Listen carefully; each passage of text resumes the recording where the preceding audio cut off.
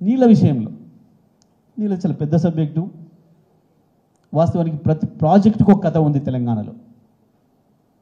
ప్రతి ప్రాజెక్టుకు ఇగో మనం కూర్చున్న కాంచి ఇప్పడానికి ఎంతసేపు మాట్లాడుకున్నామో అంతసేపు మాట్లాడుకున్నా ఒడవనంత వెద ఉంది తెలంగాణలో ప్రతి ప్రాజెక్టుకి. దాని వెనుకాల ఒక భీమా, ఒక నెట్టెంపాడు, ఒక కల్వకుర్తి, ఒక ఎస్ఆర్ఎస్పి మొదలుపెట్టి 30 ఏళ్ళు, 40 ఏళ్ళు, 50 ఏళ్ళు సమైక్య ఆంధ్రప్రదేశ్లో కేవలం మన కన్నీళ్ళు దూడటానికి, మనను మభ్యపెట్టడానికి ప్రారంభం చేసి ఎంత దుర్మార్గంగా ఉండేదంటే బడ్జెట్ కేటాయింపులు అప్పుడు పంచాయతీ లేకుండా బడ్జెట్ పెట్టేది. తెలంగాణ ప్రాజెక్టులో కూడా బడ్జెట్ పెట్టేది. ఇక 2 నెలలు 3 నెలలు ఉంది, ఆర్థిక సంవత్సరం అయిపోతుంది, 3 మాసాలు 3 త్రైమాసికాలు అయిపోయినాయి అన్నాక ఇక అసలు రూపం బయటకు వస్తుండే. ఎస్ఆర్ఎస్ మీద పెట్టిన ఈ ఖర్చు కాలేదు, వాటిని డైవర్ట్ చేసేసి పలానా ప్రాజెక్టు పంపండి. బ్రహ్మంగారి సాగరు, బ్రహ్మంగారి మఠము, మొత్తం తెలంగాణ ఇరిగేషన్ మీద పెట్టిన ప్రతి పైసను ఖర్చు కాలేదు, అడిగి పంపండి. ఖర్చు దానంతరం అది అయిద్దా? ఆంధ్రప్రదేశ్లో అవుతుంది ఎట్లా, ఇక్కడ కాదు ఎట్లా? ఖర్చు పని చేపిస్తే అవుతుంది. కాంట్రాక్టర్కి ఇచ్చి వంతును ఒత్తిడి చేయిస్తే పని అవుతుంది. 1-2 సార్లు కాదు, వరుసగా 20 ఏళ్ళు 30 ఏళ్ళు జరుగుతుంటే కూడా ఒక్కడంటే ఒకడు దద్దమ్మ మాట్లాడలే. జానారెడ్డి కావచ్చు, ఆయన ఇంకోగైనా ఎవడైనా కావచ్చు, తెలంగాణ మంత్రులు ఒక్కరంటే ఒక్కడు కూడా ఎన్నడూ మాట్లాడలే. ఆ విషయం వాళ్ళ స్పృహలోకి కూడా రాలేదు. ఎంత దనక రాలేదంటే నాగార్జున సాగర్ ఎడమ కాలువ, సరే సాగర్తో పెద్ద కథ. నాగార్జున సాగర్ చెప్పాలంటే పెద్ద కథ. కేవలం నాగార్జున సాగర్ను 19 కిలోమీటర్ల కిందికి తీసుకుపోయి కాలువను, ఎడమ కాలువను కూడా, కుడి కాలువ అంటే మొత్తం వాళ్ళదే, ఎడమ కాలువను కూడా మళ్ళీ ఆంధ్రప్రదేశ్కు హక్కులు ఉండేటట్లుగా ఎప్పటికైనా వీళ్ళు తిరుగుబాటు చేస్తే మనకు దీని మీద హక్కు ఉండాలి అని చెప్పి ఒక కుట్రతోని నల్లగొండకు పైనుంచి రావాల్సిన దాన్ని కిందంగా తీసుకుపోయి, ఖమ్మం కిందంగా తీసుకుపోయి అవతల ఆంధ్రాలో నూజివీడుకు, మైలవరానికి నీళ్ళు ఇవ్వటానికి కుట్ర చేసిన ఇంజనీరు సంజీవరావు, కేఎల్ సంజీవరావుని ఏకగ్రీవంగా ఎంపీని చేసి కేంద్ర మంత్రిని చేసింది ఆంధ్రప్రదేశ్.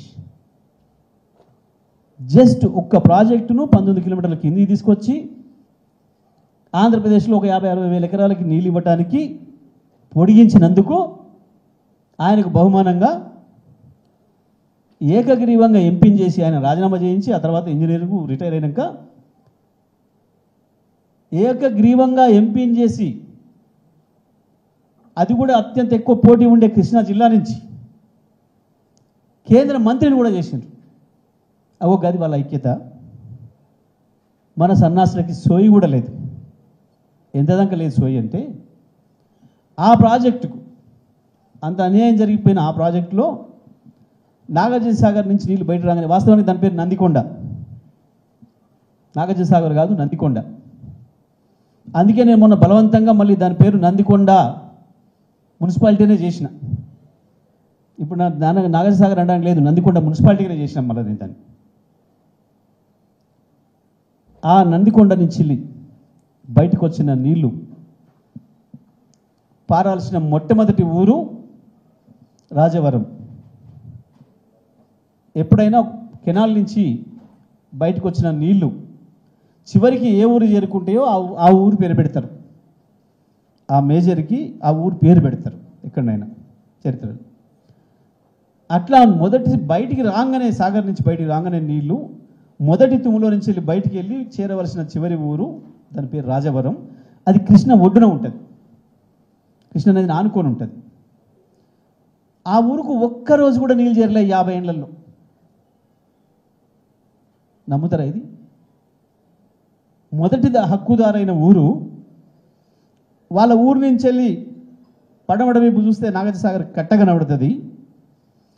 దక్షిణంలో బ్రహ్మాండంగా కృష్ణ ప్రవహిస్తుంటుంది.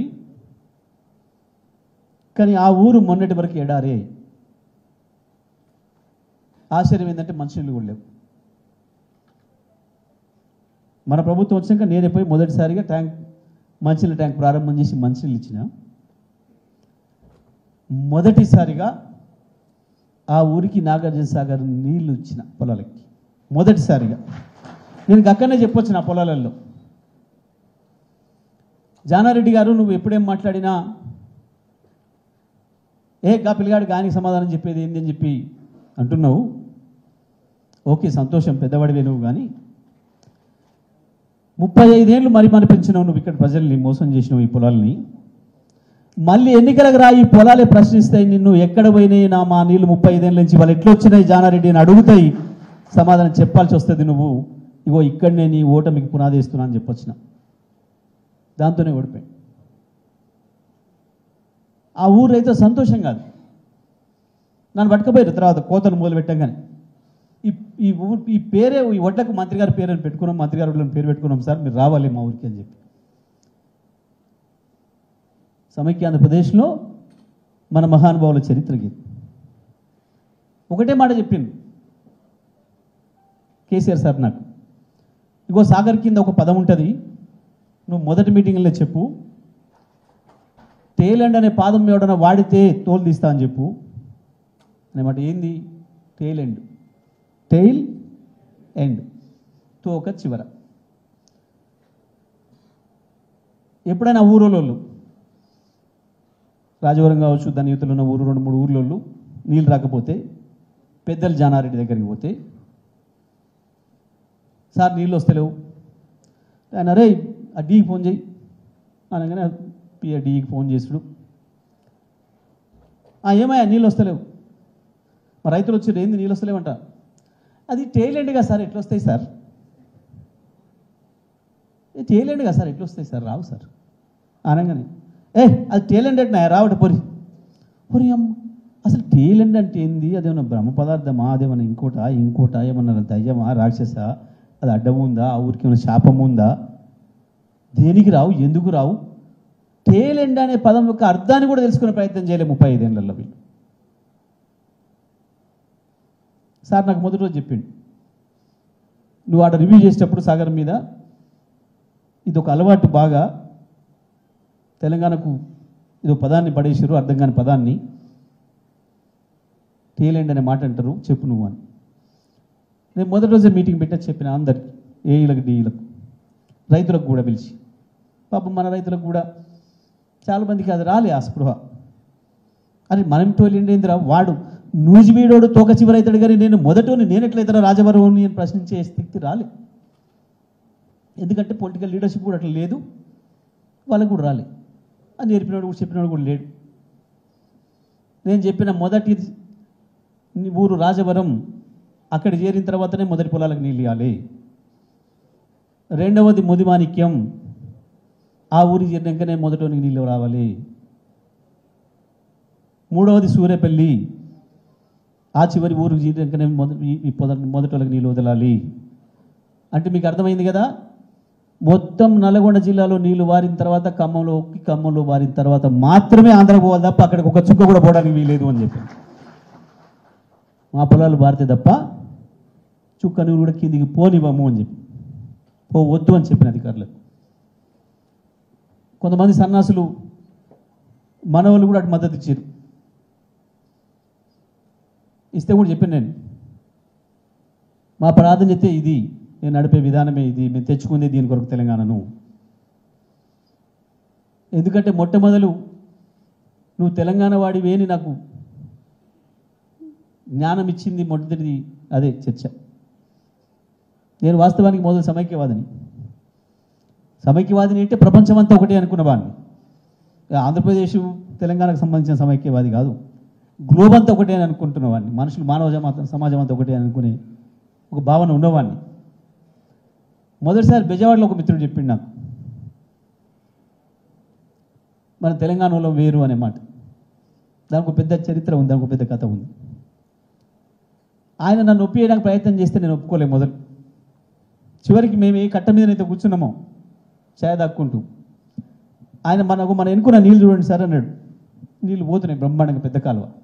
అగో ఈ నీళ్లు మనవి సార్, మీ నల్గొండ జిల్లా సార్, ఇవి నల్గొండలే మీ పొలాలు ఎండిపోతున్నాయి, ఇగో ఈడ నీళ్ళు చూడండి సార్ అద్భుతంగా.